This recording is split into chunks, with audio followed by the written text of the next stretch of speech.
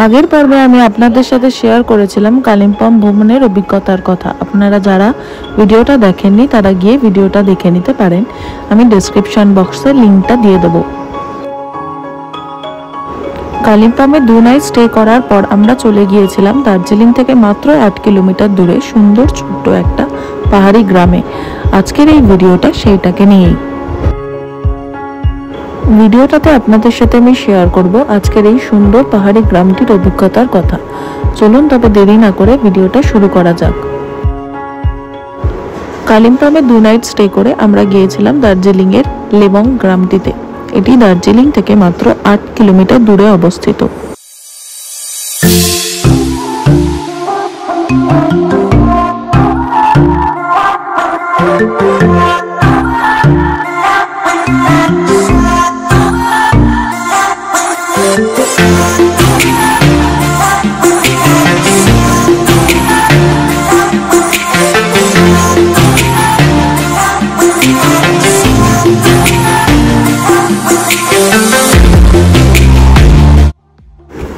লেবং গ্রামটি পশ্চিমবঙ্গের দার্জিলিং শহরের প্রায় 1000 ফুট নিচে অবস্থিত একটি উপত্যকা। এটি দার্জিলিংয়ের কেন্দ্রীয় অবস্থান মল থেকে প্রায় 8 কিলোমিটার দূরে। উপত্যকাটি মূলত রেস কোর্সের জন্য বিখ্যাত। দার্জিলিং শহর থেকে লেবং রেস কোর্সটি দেখা যায়। লেবং সেই জায়গা যেখানে দার্জিলিং পাহাড়ের প্রাথমিক চা বাগান 1850-এর দশকে শুরু হয়েছিল। দার্জিলিং ভ্রমণের সময় যদি আপনি চান জনপ্রিয় পর্যটন কেন্দ্রগুলো কোলাহল এড়িয়ে একটু অন্যরকম অভিজ্ঞতা অর্জন করতে, তাহলে লেবং আপনাদের জন্য আদর্শ গন্তব্য। মাত্র 8 কিলোমিটার দূরে দার্জিলিং শহরের কেন্দ্রস্থল মল থেকে পাহাড়ের কোলে অবস্থিত এই ছোট্ট শহরটি আপনাকে মুগ্ধ করবে তার অপরূপ সৌন্দর্য এবং প্রশান্ত পরিবেশে।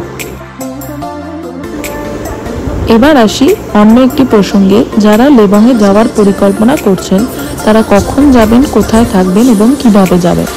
প্রথমে বলি কখন যাবেন। মার্চ থেকে মে মাস পর্যন্ত লেবং ভ্রমণের জন্য আদর্শ সময়। তবে শীতকালেও মানে নভেম্বর থেকে ফেব্রুয়ারি এখানকার মনোরম পরিবেশ উপভোগ করা যায়। তারপরে আসি কোথায় থাকবে। লেবংয়ে বিভিন্ন ধরনের হোমস্টে আছে এবং অনেক রিসর্টও আছে। আমরা যেই আজকে রিসর্টটাতে ছিলাম সেইটারও বিবরণ আর ডেসক্রিপশনস আমাদের দিয়ে দেবো আপনাদেরকে। আপনারা বাজেট এবং পছন্দ অনুযায়ী থাকার ব্যবস্থা করে নিতে পারবেন। এবার বলি কিভাবে যাবেন। দার্জিলিং থেকে ট্যাক্সি করে বা জিপ করে সহজেই লেবং পৌঁছে যাওয়া যায়। আমরা যেহেতু কালিম্পং থেকে গিয়েছিলাম তাই আমাদের কালিম্পং থেকে লেবং পর্যন্ত ভাড়া পড়েছিল 3500 টাকা। লেবংয়ে দেখার জন্য আপনি পেয়ে যাবেন চা বাগান, কাঞ্চনজঙ্ঘার অপরূপ দৃশ্য, ঐতিহাসিক লেবং রেস কোর্স যা 1882 সালে নির্মিত হয়েছিল এবং একসময় এটি ব্রিটিশ সেনাবাহিনীর ঘাঁটি ছিল। এখানে ঘোড়া দৌড়েরও আয়োজন হলেও দর্শনার্থীদের জন্য এটি একটি জনপ্রিয় আকর্ষণ। এছাড়া লেবংয়ে আপনি দেখতে পাবেন টেনজিং রক, দার্জিলিংয়ের একমাত্র প্রাকৃতিক রক, পর্বত আরোহণের উৎসাহীদের জন্য একটি আদর্শ স্থান। কালিম্পং থেকে লেবং পৌঁছাতে সময় লাগে মোটামুটি 3.5-4 ঘন্টা মতো।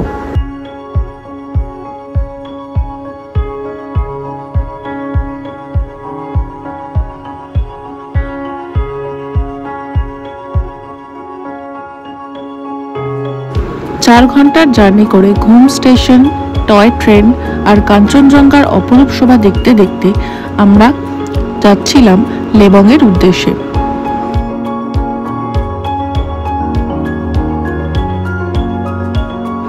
লেবং গ্রামটিতে পৌঁছাতে গেলে আপনাদেরকে দার্জিলিং ম্যাল রোডের পাশ দিয়েই যেতে হয় এবং দার্জিলিং ম্যাল রোড থেকে মোটামুটি 7 থেকে 8 কিলোমিটার টাইম লাগে যদি না জ্যাম থাকে।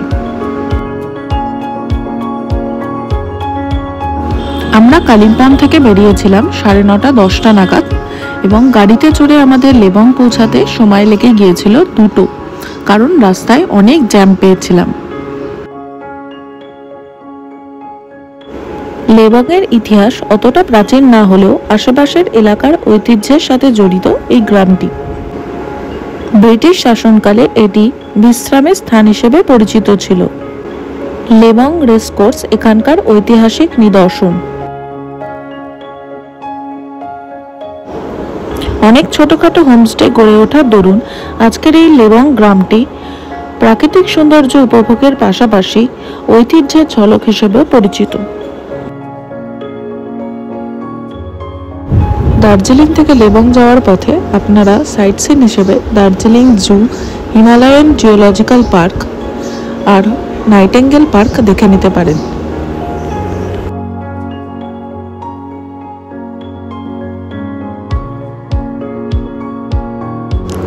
অনেকটা চড়াই উতরাই অতিক্রম করে আমরা শেষমেশ পৌঁছালাম দার্জিলিংয়ে এই 8 কিলোমিটার দূরে অবস্থিত লেবং গ্রামটিতে।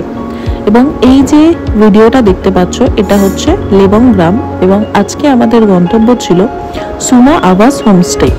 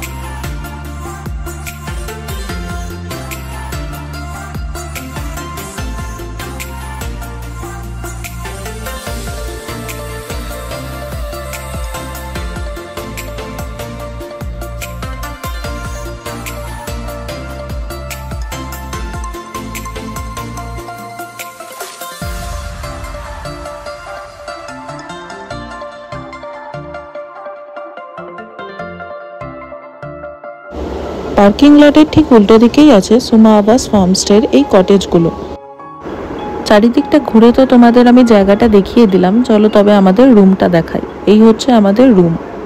সেকেন্ড কটেজটা হচ্ছে আমাদের, এদের মূলত 5টা কটেজ আছে, তার মধ্যে একটা কটেজ হচ্ছে ফ্যামিলি রুম আর আমাদের ছিল সেকেন্ড কটেজটা। এখান থেকে তোমরা একটা দারুণ সুন্দর ভিউ পাবে জানলা থেকে।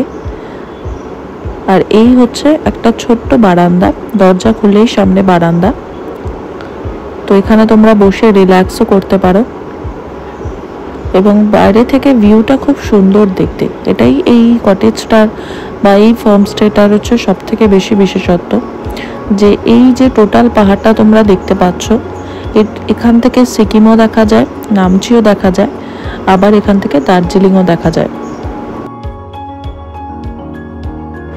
কটেজের নিচে ছিল হচ্ছে এদের ডাইনিং রুম, যে নিচটা দেখতে পাচ্ছ সেটা হচ্ছে এদের ডাইনিং এরিয়া। আর এদের সমস্ত কটেজগুলো হচ্ছে পাইন উড দিয়ে বানানো। আমাদের ছিল সেকেন্ড নাম্বার কটেজ আর তার পাশের দুটো কটেজ হচ্ছে ফ্যামিলি রুম। তো এদের কটেজের সামনে একটা সুন্দর বারান্দা মতো আছে, বড় কটেজগুলোর বড় বারান্দা। এবং এই হচ্ছে আমাদের সেকেন্ড নাম্বার কটেজটা, তার সামনে দুটো চেয়ারও রাখা আছে, মানে সন্ধেবেলা বসে থাকার জন্য অ্যাপ্রোপ্রিয়েট। আর তার সাথে আমরা দুপুরে খেয়েছিলাম হচ্ছে এই থালিটা, এটা একটা রাইস থালি ছিল যার প্রাইস ভ্যালু ছিল 250, আর তার সাথে আমরা নিয়েছিলাম আন্ডা কারি আর স্যালাডটা কমপ্লিমেন্টারি। এই হচ্ছে টোটাল হচ্ছে আমাদের দুপুরের খাবার। আমরা যখন পৌঁছেছিলাম তখন খুব বৃষ্টি হচ্ছিল, তাই দুপুরের পর থেকে আর ভিডিও করতে পারিনি। সন্ধ্যাবেলা আমাদের ছিল কমপ্লিমেন্টারি স্ন্যাক্স পেঁয়াজ পকোড়া। এখান থেকে বারান্দায় বসে থাকলে ভ্যালির তোমরা অপূর্ব সুন্দর ভিউটা পেয়ে যাবে। আর একটা কথা বলে রাখি, যদি তোমরা প্ল্যান করো আসার, তবে এখানে এসে তোমরা একবার চিলি চিকেনটা ট্রাই করো স্ন্যাক্স হিসেবে। ভীষণ সুন্দর এবং খুবই টেস্টি খাবার এখানে। ডিনারের জন্য আমাদের কমপ্লিমেন্টারি থালি ছিল, আগে থেকেই ওনারা জিজ্ঞেস করে নিয়েছিলেন কি খাবো। তো এই হচ্ছে চিকেন থালি, যেখানে আলু ভাজা, ভাত, শাক ভাজা। এনাদের প্রত্যেকটা খাবারেরই কোয়ান্টিটি বলতে গেলে ভীষণই ভালো, কিন্তু কোয়ালিটিটা একটু বেটার করা উচিত। তো খাবারের টেস্ট হচ্ছে তুলনামূলকভাবে ভালো। লেবাংয়ে খুব বৃষ্টি থাকার দরুন আমাদের খুব একটা ভালোভাবে করা হয়নি, এবং আমাদের নেক্সট ডে ছিল দার্জিলিং যাওয়ার কথা। তাই আমরা তাড়াতাড়ি হেঁটে ফ্রেশ হয়ে ব্রেকফাস্ট সেরে রওনা দিয়েছিলাম দার্জিলিংয়ের জন্য। আর সকালবেলা ঘুম থেকে উঠে ব্যালকনিতে বসে এই সুন্দর ভিউটা পেলাম।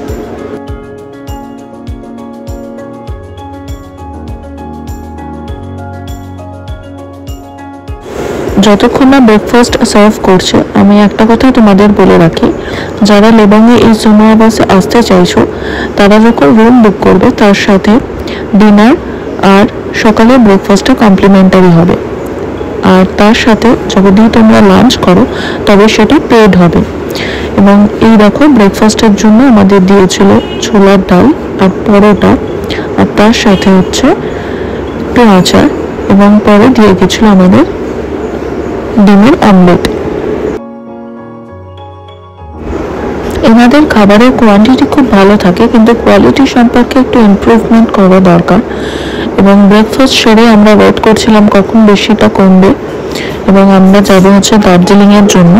তো আমাদের দার্জিলিংয়ের হোটেল মাল রোডের উপরেই ছিল। পরের একটা ভিডিওতে আমি এই দার্জিলিংয়ের হোটেল সম্বন্ধে আর দার্জিলিংয়ের ট্যুর গাইড সম্বন্ধে আপনাদেরকে জানাবো। তো চলুন তবে আজকের এই ভিডিওটা এখানেই শেষ করা যাক। এখন আমাদের দার্জিলিং যাওয়ার পালা। তো চেক আউট করে আমরা বেরিয়ে পড়েছিলাম দার্জিলিংয়ের জন্য। এবার তোমাদের সাথে শেয়ার করি সুমা আবাস হোমস্টে থাকার অভিজ্ঞতা। তো আমরা ছিলাম এখানে 1 নাইটের জন্য। তো 1 নাইটের জন্য আমাদের কস্ট পড়েছিল 5800 প্লাস জিএসটি, এবং ওনারা ডিনার আর তার সাথে ব্রেকফাস্ট কমপ্লিমেন্টারি দিয়েছিলেন। তোমরা জল যদি চাও তবে তোমরা একবারের জন্য কমপ্লিমেন্টারি পেতে পারো, আর বাকি তারপর থেকে জল হচ্ছে পেড। আর তার সাথে আমি বলে রাখি, লাঞ্চ ওদের কমপ্লিমেন্টারি নয়, এবং লাঞ্চের জন্য তোমাদের আলাদা করে আগে থেকে বলে দিতে হবে যখন তোমরা আসবে। এবং লাঞ্চের ওদের রাইস থালি থাকে হচ্ছে 250 থেকে স্টার্ট। তারপর যদি তোমরা কোনো আইটেমস নিতে চাও তবে সেটা ওই প্রাইসের সাথে অ্যাড হবে।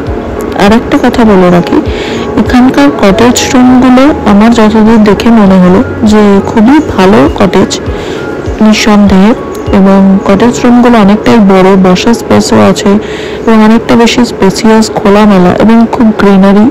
কিন্তু এদের একটু চলো তবে আজকের ভিডিওটা এখানেই শেষ করি। আমি পরের একটা ভিডিওতে দার্জিলিং ব্লগটা এবং তার অভিজ্ঞতাটা আমি ডিসক্রাইব করব।